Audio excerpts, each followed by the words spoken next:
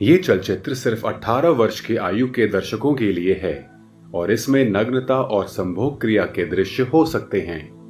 Friends, welcome back to my channel. दोस्तों, हम बात करने जा रहे हैं वेब सीरीज के बारे में जिसका नाम है हलाला। कहानी की शुरुआत में अदालत दिखाई जाती है जहां पर जज साहब बोलते हैं कि आमना के लिए जो कि तलाक के केस के लिए कार्रवाई शुरू करने के लिए इजाजत देते हैं और कहते हैं कि क्या दोनों पक्षों के वकील तैयार हैं। तो जहाँ पर आमना का केस चल रहा होता है, दोनों वकील आमने सामने होते हैं। जहाँ पर लेडी वकील बोलती है शादी जो दो लोगों को नहीं, एक ऐसा रिश्ता जहाँ पर दो लोग एक होकर के जिंदगी भर साथ निभा करके कस्में खाते हैं, जिंदगी भर एक दूसरे का साथ देंगे, ऐसे वचन लेते हैं। वो अपनी थ्योरी दे रही होती है और कहते हैं सारे दिए हुए वचन सब फीके पड़ जाते हैं, सब कमजोर पड़ जाते हैं तलाक तलाक तलाक कहने पर। जब वो बोलते हैं इस्लाम में ये बहुत बड़ी बात है, लेकिन कुछ लोगों के लिए सिर्फ 3 शब्द। वो बताती है, मैं बात कर रही हूँ इस्लाम को मानने वाले कुछ ऐसे शख्सों की जो बड़े ही आसानी से इन 3 शब्दों का इस्तेमाल करते हैं और नतीजा भुगतना पड़ता है उनकी बीवियों को। वो बताती है कि सदियों से चले आ रहे इस मुस्लिम रिवाज को लोग मानते भी हैं और बोलते हैं कि तलाक के कुछ ऐसे भी रिवाज हैं कि डिबेट चालू ना हो और खत्म भी हो गई। तलाक के नाम पर इस तरह की तलाक लेने को गैर कानून कर दिया जाए। इधर दूसरा वकील बोलता है तलाक इद्दत को है ना आसान बनाते हुए उन्होंने कानून में बदलने का फैसला बना दिया। वो बोलते हैं कि ऐसी प्रस्तुति जो है अलग बड़े पर्दे पर अच्छी लगती है, ऐसे असलियत में नहीं होती है। इधर जज बोलते हैं कि मिस्टर मलिक प्लीज आप अपने पॉइंट पर आइए। मिस्टर मलिक कहते हैं सदियों से चले आ रहे इस रिवाज ने, तलाक के इब्बत ने कोई भी खामी नहीं होती है। मलिक साहब कहते हैं इसमें कोई भी नई बात नहीं है, ज्यादातर औरतों को इससे कोई भी परेशानी नहीं होती है क्योंकि वो जानती है। वो बोलते हैं ये तलाक होता तो कहीं न कहीं उस औरत की वजह से, उनकी गलतियों की वजह से, उनकी लापरवाहियों की वजह से। उसमें उनके शौहर का कोई भी दोष नहीं होता, कोई भी फॉल्ट नहीं होता। इधर मलिक साहब बोल ही रहते हैं तो दूसरी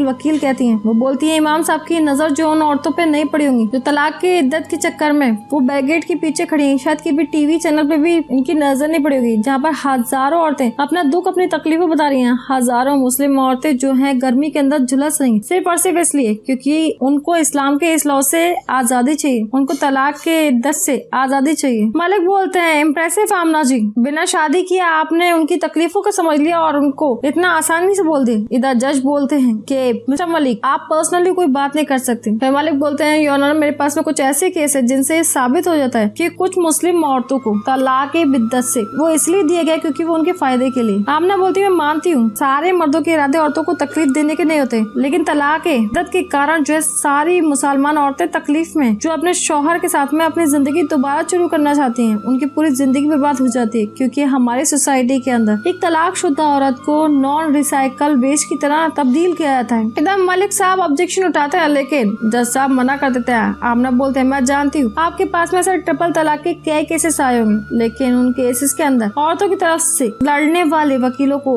औरतों के शौहर बेगुनाह और औरतें गुनहगार लगी, लेकिन सच्चाई कभी सामने नहीं आ पाई। आमना जी बोलती है कि इसलिए इस केस के अंदर मैं इस केस में आपसे दरख्वास्त करना चाहूंगी सबूत पेश करने के बदले उन औरतों का पक्ष रखने के लिए एक कहानी सुनाने की इजाजत दी जाए। इस पर मलिक साहब बोलते हैं आमना जी भूल रही हैं कि सिर्फ अदालत सबूतों पर यकीन रखती है, कहानियां किस्सों में उलझा करके अदालत का वक्त जाया करने का इन्हें कोई भी हक नहीं है। इधर जस्टिस बोलते हैं मिस आमना आप बिल्कुल श्योर हैं और ये आपकी जो स्टोरी है वो टाइम वेस्ट नहीं करेंगी, जो आप पहले बता रही हैं ये आगे चल के पहले इम्पोर्टेंट बनने वाला है। तो आमना बोलती है यस एंड नो। तो आमना बताती है ये कहानी होती है 22 साल की अफजल सैयद की, जो की बहुत ही ज्यादा खुशहाल होती है। उसकी नई नई शादी हुई होती है, बहुत ही ज्यादा सुंदर दिखाई थी, शीशे से उसकी अपनी नजर नहीं उठा पा रही थी। अपनी शादी वाली रात की उसको बहुत ही ज्यादा खुशी थी, इतनी ज्यादा खुश थी जैसे उसको है ना चांद तोहफे में दे दिया हो। इतने में कोई उसके पास में आता है, उसकी मम्मी आती है, कहती है आफजा मौलवी साहब आ चुके हैं। इधर आफजा बहुत ही ज्यादा खुश होती है, आफजा को तैयार करके निकाह के लिए ले जाया जाता है। इधर निकाह होने की शुरुआत होती है, एक तरफ आफजा होती है और दूसरी तरफ उसका होने वाला हस्बैंड होता है, जहाँ आफजा के चेहरे की खुशी दिखाई दे रही होती है। और मौलाना साहब बोलते हैं कि आपको ये निकाह कबूल है। अफजा हाँ कर देती है और इधर लड़का भी हाँ कर देता है। मौलवी साहब बोलते हैं कि मुबारकबाद हो, निकाह हो चुका है, दुआ के लिए हाथ उठाएं। इधर सब लोग उनकी खुशी के लिए दुआ कर रहे होते हैं। जैसे ही निकाह हो जाता है तो दूल्हे साहब जो होते हैं वो अपने सर पे से सहरा उठा देते हैं और वो भी दुआ कर रहे होते हैं। फिर दोनों निकाह के कागजात पर साइन करते हैं। इधर अफजा की विदाई हो जाती है और नेक्स्ट सीन में अफजा दुल्हन की सेज पर दिखाई देती है, जहाँ पर उसके दूल्हे खुले साब आते हैं। हाफजा फूलों के बीच में एक खुद फूल बन के बैठी होती है। हर तरफ बहुत ही ज्यादा खुशहाली होती है। हाफजा का हस्बैंड आता है और बोलता है, वैसे हमें केसर दूध जो है ज्यादा खास पसंद नहीं है, इसलिए आपकी गलती जो है वो माफ की जाती है। हस्बैंड बोलते हैं, हमने सुना आपको बहुत ज्यादा पसंद है केसर दूध। जहाँ पर वो शायरी भी करते हैं, हम तो सिर्फ उनकी आंखें देख करके फना हो गए। सोचते हैं कि वो अपना चेहरा शीशे में कैसे देखते होंगे तब अपनी वाइफ की हाफजा की तारीफ कर रहे होते हैं। इस पर हाफजा बोलती है, शेर कुछ इस तरीके से, हम तो उसकी आंखें देख करके फना हो गए गालिब, न जाने वो अपना आईना कैसे देखते होंगे। इस पर हस्बैंड खुश हो जाता है और बोलता है, वाह क्या बात है। दोनों के बीच में बातचीत हो रही होती है, बहुत खुश होते हैं। इस पर हाफजा बताती है, मुझे लिखने का भी बहुत शौक है और पढ़ने का भी बहुत शौक है। इस पर हस्बैंड बोलता है, तो अपना लिखा हुआ आपको सुनाइए हमें। हस्बैंड बोलता है कि अब से आपको हर एक चीज की इजाजत है,